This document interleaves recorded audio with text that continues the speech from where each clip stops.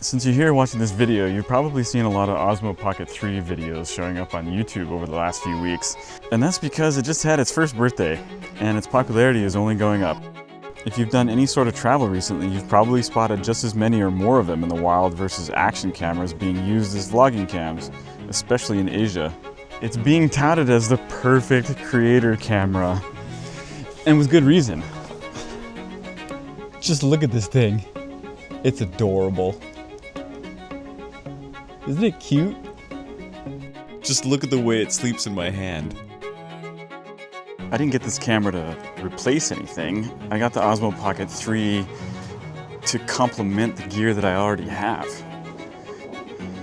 It makes content creation more convenient and fun. But for real, this camera is excellent for the solo creator. You can even hand it to friends who are hopeless at operating cameras and still manage to get good shots because of how smart the Pocket 3 is. Active Track ensures that you're kept in frame regardless of what's going on.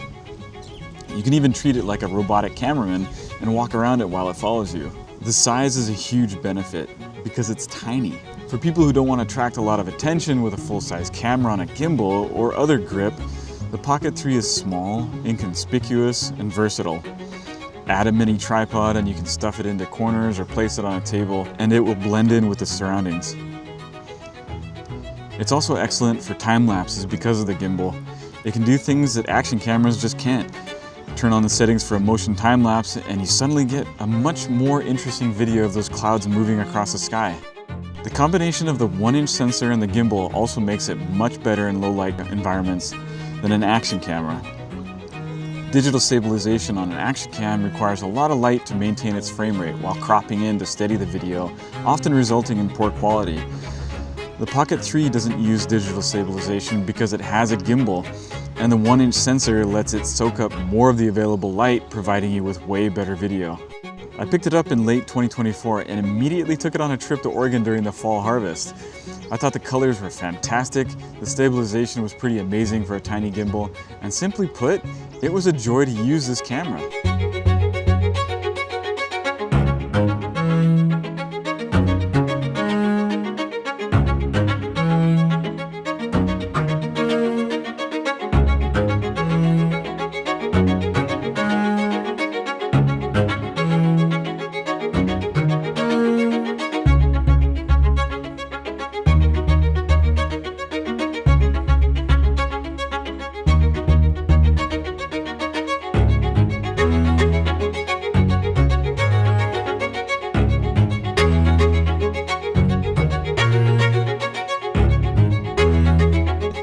I even added it to my work kit, and in addition to my Sony cameras, I used it to shoot portions of an ESPN event. Since then, I've taken it across the world where I recorded 5 hours of video on the Pocket 3 alone during a Japan vacation.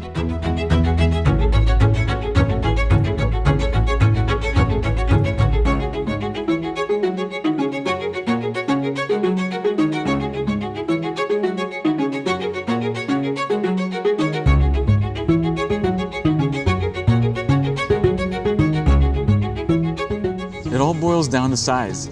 You retain a lot of quality despite it being so small. It doesn't scare people when you point it at them, and it isn't intimidating the way larger cameras are. And nobody pays attention to it when you're wandering around enjoying the scenery. Additionally, it pairs seamlessly with the DJI Mic 2 and offers a lot of control over it, ensuring that you're able to nail that audio on the go every time. If you're watching this video and wondering, should I get it? You already know the answer, and I support you.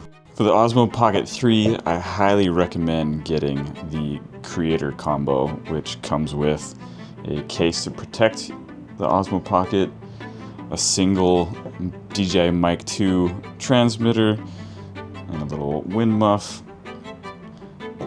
a battery handle that both extends it out and extends the battery life. You also have another little mount that lets you attach the tripod to it. And finally, the tripod with a pretty nice carrying case.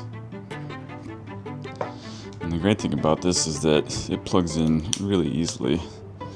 And you can get this guy on here too. And this is pretty much everything that you need to start shooting your own vlog or any other kind of content creation. It makes it really simple, the all-in-one package, which is totally worth it.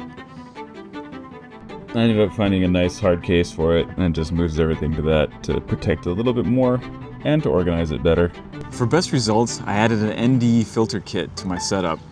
And since I really like ND plus CPL combo filters, I picked up the KNF set, which really makes colors pop and helps me control my shutter speed even in bright environments.